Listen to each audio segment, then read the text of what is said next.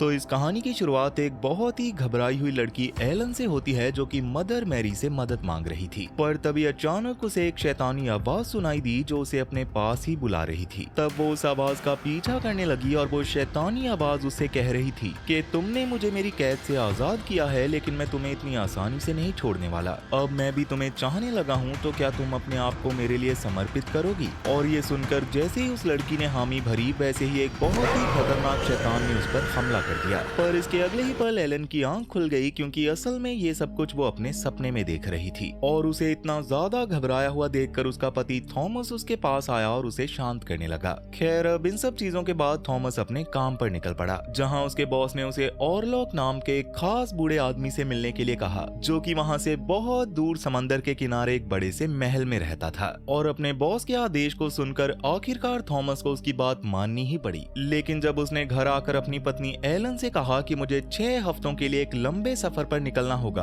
तो एलन रोते हुए उसे कहने लगी कि तुम मुझे छोड़कर नहीं जा सकते, क्योंकि आज ही मैंने एक बहुत बुरा सपना देखा था जहां एक शैतान मेरा गला दबा रहा था। पर अजीब बात ये थी कि उस सपने से घबराने की बजाय मुझे एक अजीब सी खुशी का एहसास हो रहा था। लेकिन एक बात मुझे अच्छी तरह से समझ आ गई कि आगे जाकर जरूर कुछ बुरा होने वाला है। पर थॉमस किसी भी तरह अपना काम नहीं छोड़ सकता था, इसलिए उसने किसी तरह अपनी पत्नी को मना लिया और अगली सुबह होते ही उसे अपने दोस्त फ्रेडी के घर पर छोड़कर सफर पर निकल गया। तब अपनी यात्रा के दौरान रहने की जगह की तलाश में उसकी मुलाकात एक आदमी से हुई जो कि लोगों को किराए पर कमरे दिया करता था। थॉमस ने उससे एक दिन के लिए कमरा मांगा, पर जैसे ही मालिक ने सुना कि थॉमस ऑरलॉक से मिलने जा रहा है, तो उसने उसे कमरा देने से साफ इनकार कर दिया, जो देखकर थॉमस ने उसे दुगना किराया देने का वादा किया और पैसों के लालच में आकर आखिरकार घर का मालिक कमरा देने के लिए राजी हो गया। लेकिन वहाँ के लोगों का बर्ताव थॉमस को बहुत ही अजीब लगा, क्योंकि सभी लोग बार बार भगवान से दुआ मांग रहे थे।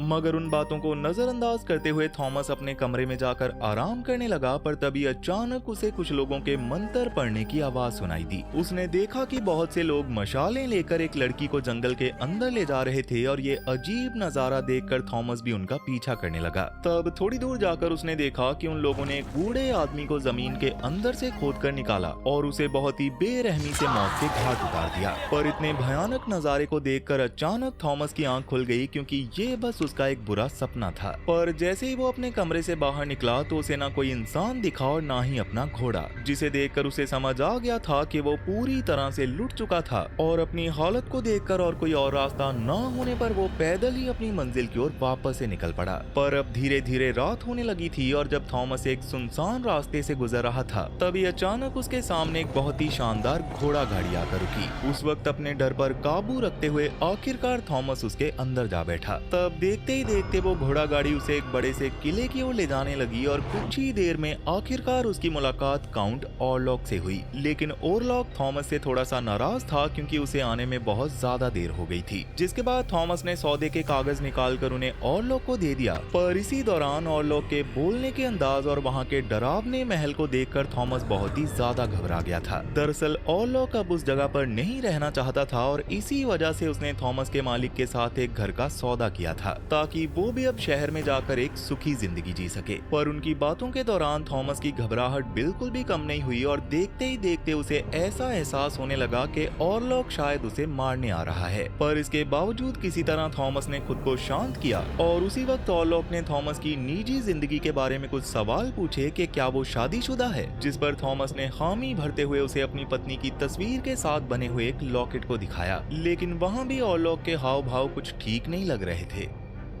खैर, अब इसी दौरान उसने सौदे के मुताबिक अपने नए घर को खरीदने के लिए सारी रकम थॉमस के हाथों में सौंप दी। और जैसे ही थॉमस ने सौदे के कागजात पर साइन किए, वैसे ही अचानक हंसते हुए ऑरलॉक वहां से जाने लगा, क्योंकि जिस कागज पर थॉमस ने साइन किए थे वो कोई आम कागज नहीं था, बल्कि उस पर साइन करके थॉमस ने अपनी पत्नी को ऑरलॉक को सौंप दिया था। मगर ये बात थॉमस को नहीं पता थी। अब इसके बाद ऑरलॉक ने थॉमस से आज रात उसके किले में ही रुकने की गुजारिश की, मगर थॉमस इतना ज्यादा घबरा चुका था कि वो एक पल भी वहाँ रहना नहीं चाहता था और इसी वजह से उसने बार बार ऑरलॉक से रिक्वेस्ट की कि प्लीज मुझे जाने दीजिए क्योंकि मेरी पत्नी मेरा इंतजार कर रही होगी और मुझे इस जगह पर बहुत ही बुरे सपने आ रहे हैं। पर ऑरलॉक ने उसकी सभी बातों को अनसुना करके थॉमस को वहीं पर रुकने के लिए मजबूर कर दिया। खैर अब इसके अगली सुबह जैसे ही थॉमस की आंख खुली तो उसकी नजर अपनी छाती पर बने कुछ अजीब से जख्मों पर पड़ी। पर थॉमस किसी भी तरह से उस जगह से निकलना चाहता था जिसके कारण वो जल्दी से जल्दी किले से निकलने का रास्ता ढूंढने लगा। पर इसी दौरान अचानक वो एक बहुत ही अजीब से कमरे में जा पहुंचा जिसके अंदर एक बहुत ही बड़ा और अजीब सा ताबूत रखा हुआ था। और जैसे ही थॉमस ने उस ताबूत का ढक्कन हटाया तो उसके अंदर खुद ऑरलॉक ऐसे पड़ा हुआ था जैसे कि वो मर चुका हो, जिसे देखकर थॉमस ने वहां रखी एक कुल्हाड़ी की मदद से उसे मारने की कोशिश की। पर तभी अचानक ऑरलॉक अपनी नींद से जाग गया और थॉमस को डराते हुए उसका पीछा करने लगा। मगर थॉमस किसी तरह उस कमरे से बाहर निकल गया और उसने उस दरवाजे को बंद कर दिया। लेकिन सबसे बड़ी मुसीबत अब भी बाकी थी क्योंकि अगली रात थॉमस ने अपनी पत्नी की तस्वीर वाला जो लॉकेट ऑरलॉक को दिखाया था उसी की मदद से ऑरलॉक अब एलन को दूर से ही अपने काबू में कर रहा था। पर सिर्फ यही बात अजीब नहीं थी क्योंकि अचानक ऑरलॉक ने थॉमस को एक ही चुटकी में अपने काबू में कर लिया और उसकी छाती से उसका खून पीने लगा।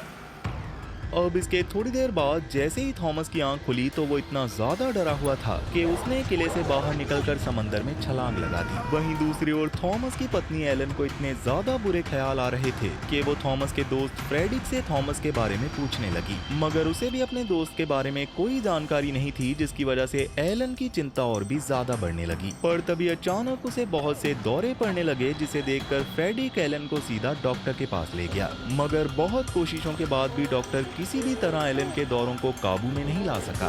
वहीं दूसरी ओर एक आदमी को शहर के बीचों बीच एक बहुत ही पागल आदमी दिखाई दिया जिसे उसने अपने कब्जे में ले लिया और अपने मालिक से कहने लगा कि मुझे एक ऐसा पागल आदमी मिला है जिसने देखते ही देखते 3 भेड़ों को मौत के घाट उतार दिया और उनका कच्चा मांस सबके सामने ही खाने लगा। तब उसकी बातों को सुनकर जैसे ही वो दोनों उस पागल आदमी से मिलने गए तो उन्होंने देखा कि उस आदमी ने जेल के सारे चूहों को मार दिया था और उनके सामने ही एक प्यारे से कबूतर का सर चबाकर उसके शरीर से अलग कर दिया। और देखते ही देखते वो कहने लगा कि मेरा मालिक अब आने वाला है और वो किसी को जिंदा नहीं छोड़ेगा। पर जैसे ही बाकियों ने उस पागल से उसके मालिक के बारे में पूछा तभी उसने जेल के ऑफिसर पर हमला कर दिया। वहीं चर्च की एक सिस्टर को नदी के किनारे थॉमस बेहोशी की हालत में मिला और वो तुरंत उसे अपने बाकी साथियों के पास चर्च में ले गई। वहाँ सभी सिस्टर्स ने मिलकर थॉमस को जगाने की कोशिश की और देखते ही देखते थॉमस ऑरलॉक का नाम चिल्लाते हुए जाग उठा, जिसे सुनकर वहाँ की एक बूढ़ी सिस्टर थॉमस से कहने लगी कि ऑरलॉक असल में एक बहुत ही बड़ा काला जादू करने वाला इंसान था जिसके अंदर किसी शैतानी शक्ति का वास था, लेकिन अब शायद तुम पर भी इसका असर हो रहा है। पर एक चीज तुम्हारे लिए अच्छी है कि ऑरलॉक अपनी कब्र को छोड़कर कहीं भी नहीं जा सकता। लेकिन इस बात को झूठा साबित करते हुए थॉमस ने बताया कि मुझे पता है ऑरलॉक अभी मेरी पत्नी एलन की ओर बढ़ रहा होगा और मुझे किसी भी हाल में उसे बचाने के लिए जाना ही पड़ेगा। और थॉमस के कहे मुताबिक बिल्कुल वैसा ही हो रहा था क्योंकि अब धीरे धीरे करके ऑरलॉक एलन के शरीर को अपने काबू में करने के लिए एक जहाज के सहारे उसकी ओर ही बढ़ने जा रहा था।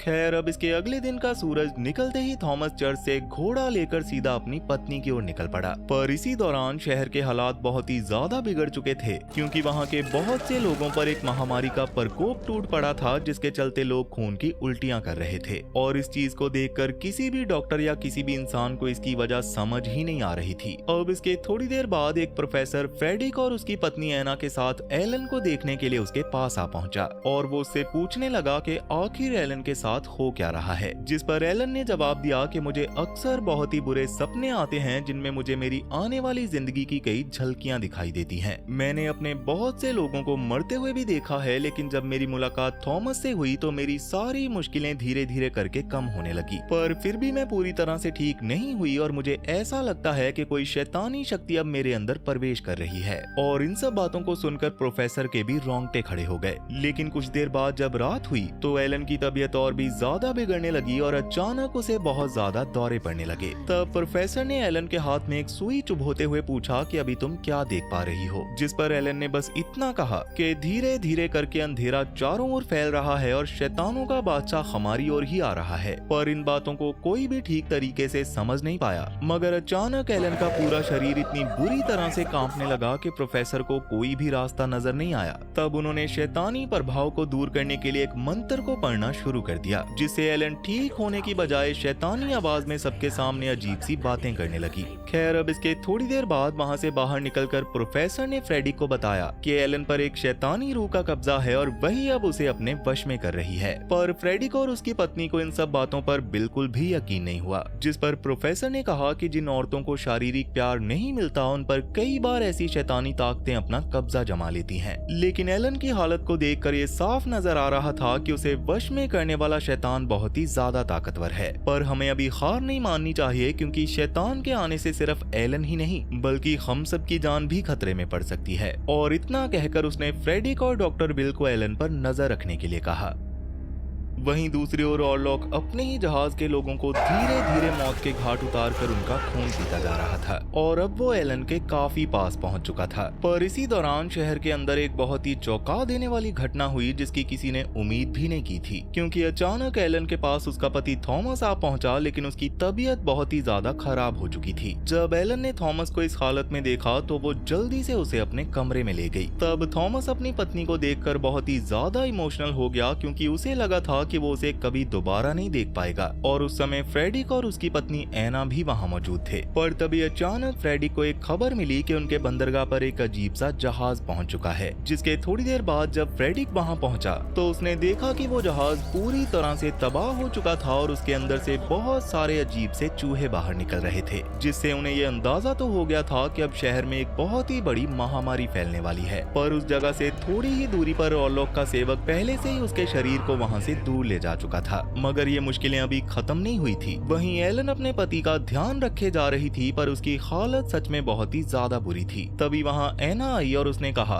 कि भले ही थॉमस की हालत बहुत ज्यादा बुरी है, लेकिन एलन शायद अब काफी ठीक हो चुकी है और शायद प्रोफेसर ने जो तुम्हारे बारे में कहा था कि तुम पर एक खौफनाक काले साए का कब्जा है वो गलत था। लेकिन अंदर ही अंदर एलन को अच्छी तरह से पता था कि प्रोफेसर की बात पूरी तरह से झूठ नहीं थी। खैर, वहाँ से कुछ ही दूरी पर डॉक्टर बिल ने प्रोफेसर को महामारी से पीड़ित एक लाश दिखाई जो उन्हें उस टूटे हुए जहाज से मिली थी। बिल ने प्रोफेसर से कहा कि इस लाश पर बने घाव देखकर साफ पता चलता है कि इसे चूहों ने काटा होगा और इसी वजह से यह महामारी का शिकार हुआ होगा और शायद अब उन्हीं चूहों की वजह से हमारे शहर में भी यह महामारी बहुत बुरी तरह से फैलने वाली है। लेकिन सबसे चौंका देने वाली बात यह है कि इस लाश में खून की एक बूंद भी नहीं है।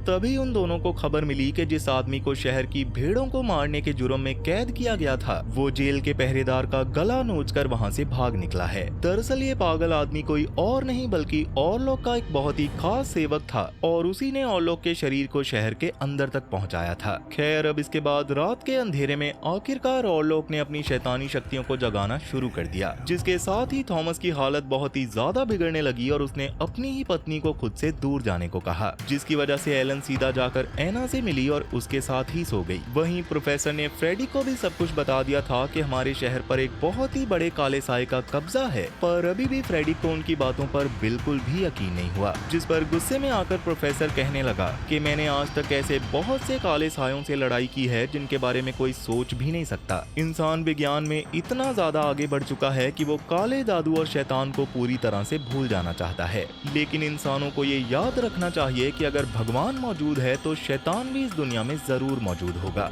और अब हमारा सामना किसी आम शैतान से नहीं बल्कि वैम्पायर्स के राजा नॉसफेरातु से हो रहा है। वहीं दूसरी ओर ऑरलॉक के काले जादू के कारण आखिरकार एलन को वो साफ साफ दिखाई देने लगा, जहां पर ऑरलॉक ने उससे कहा कि मैं कई सालों से एक अंधेरी जगह में कैद था, पर तुमने मुझे मेरी कैद से आजाद किया था और अब तुम ही मेरी चाहत हो और तुम्हारे खून से ही मेरे शरीर की आग बुझेगी। पर उसकी बातें सुनकर गुस्से में एलन ने कहा कि मैं तुमसे बहुत ज्यादा नफरत करती हूँ और तुम मेरी नजरों से दफा हो जाओ। पर ये सुनते ही ऑरलॉक गुस्से में एलन से कहने लगा कि तुमने मुझे धोखा दिया है। मैं तुम्हें सिर्फ 3 दिन का समय देता हूँ और इन 3 दिनों में मैं पहले तुम्हारे सारे करीबियों को मौत के घाट उतारूंगा और इसके बाद जिस इंसान को तुम अपना पति मानती हो उसे तड़पा तड़पा कर मार डालूंगा, जिससे आखिर में तुम मुझे अपना शरीर खुद सौंप दोगी। लेकिन जब तक तुम मुझे अपनी मर्जी से नहीं बुलाती मैं तुम्हारे पास नहीं आऊंगा। उसके इतना कहते ही अचानक एलन की आंख खुल गई, क्योंकि ये सब वो अपने सपने में देख रही थी।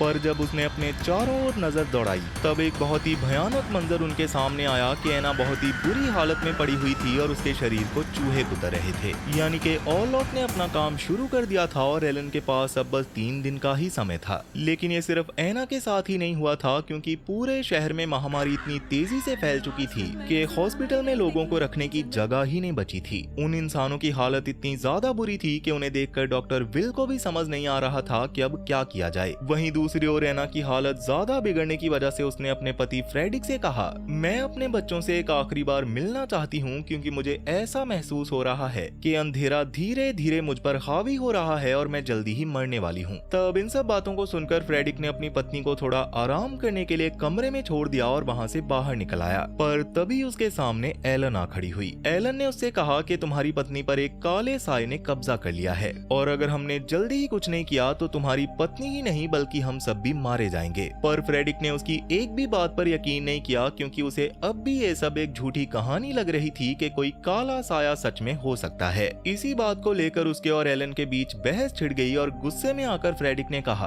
कि मैंने तुम्हें और तुम्हारे पति को अपने घर में पनाह दी ताकि तुम दोनों खुशी खुशी अपनी जिंदगी जी सको, लेकिन अब मेरा इरादा बदल चुका है, इसलिए तुम दोनों अपना बोरिया बिस्तर बांधो और यहाँ से निकल जाओ। और आखिरकार कोई और रास्ता ना होने पर एलन को उसकी बात माननी ही पड़ी। वहीं इस ओर प्रोफेसर और डॉक्टर बिल जब ऑरलॉक के उस पागल सेवक की जेल में गए तो वहाँ तहकीकात करते हुए उन्हें पता चला कि वो पागल आदमी असल में शैतान का सेवक था। इसी तहकीकात के दौरान उन्हें एक जादुई किताब भी मिली जिसकी मदद से वो लोग शैतान के बारे में और भी जानकारी हासिल कर सकते थे। तब कुछ देर बाद प्रोफेसर सीधा फ्रेडिक से मिला और उसे कहने लगा, थॉमस और एलन की जान खतरे में है और हमें जल्दी से जल्दी उनसे राब्ता करना होगा। लेकिन जब फ्रेडिक ने कहा कि मैंने उन दोनों को अपने घर से बाहर निकाल दिया है तो ये सुनकर प्रोफेसर को उन दोनों को लेकर बहुत ही ज्यादा चिंता होने लगी। तब उसने कहा कि हमें किसी भी हालत में नॉसफेरातु को मारना ही होगा, पर इसके लिए हमें एक प्लान बनाना होगा। ऐसा कहा जाता है कि शैतान नॉसफेरातु अपने कामों को अंजाम देने के लिए उस जगह पर एक न एक बार जरूर जाता है जहां सूरज की पहली रोशनी के साथ उसे दफनाया गया था। पर उनकी बातें सुनकर फ्रेडिक बहुत ज्यादा गुस्से में आ गया और बोला कि मेरी पत्नी को चूहों ने काटा है और ये किसी शैतान का काम नहीं बल्कि एक बहुत ही बड़ी महामारी है, पर जो भी हो जाए हम जल्दी ही इस शहर को छोड़ देंगे। वहीं दूसरी ओर थॉमस ने अपनी पत्नी एलन से कहा कि शैतान अब हमारे शहर आ चुका है और हमें जल्दी ही इस जगह को छोड़ देना चाहिए। लेकिन एलन उसकी बात से सहमत नहीं हुई और उसे सारी सच्चाई बताने लगी कि जब मैं छोटी थी और मेरी तुमसे शादी नहीं हुई थी तब मुझे प्यार की सख्त जरूरत थी। उस समय मैंने शैतान से एक प्रेमी को मांगा था और तभी मेरी मुलाकात ऑरलॉक से हुई थी। वो मुझे सच्चा प्यार करने लगा था, पर धीरे धीरे उसका प्यार एक भयानक नफरत और मेरे अजीब ख्वाबों में बदल गया। लेकिन ऑरलॉक मुझे भूला नहीं था। कुछ सालों बाद जब मेरी तुमसे शादी हुई तो उसे इस बात का पता चल गया और इसी वजह से वो बदला लेने लौट आया है, मगर सिर्फ तुम्हारा प्यार ही मुझे इस शराब से आजाद कर सकता है। तब उसकी बातों को सुनकर थॉमस ने एलन को अपने सीने से लगा लिया और कहा कि मैं तुम्हें कुछ भी नहीं होने दूंगा और बहुत ही जल्द मैं उस शैतान ऑरलॉक का सीना चीर दूंगा। खैर अब रात के अंधेरे में जब फ्रेडिक और उसकी पत्नी एना अपने कमरे में सो रहे थे तब अचानक एना को अपने बच्चों के चिल्लाने की आवाज सुनाई दी और जैसे ही वो उनके कमरे की ओर गई तो वहाँ का भयानक नजारा देखकर उसके रोंगटे खड़े हो गए, क्योंकि ऑरलॉक ने उसके दोनों बच्चों को बुरी तरह से मार दिया था और देखते ही देखते उसने एना को भी मौत की नींद सुला दिया।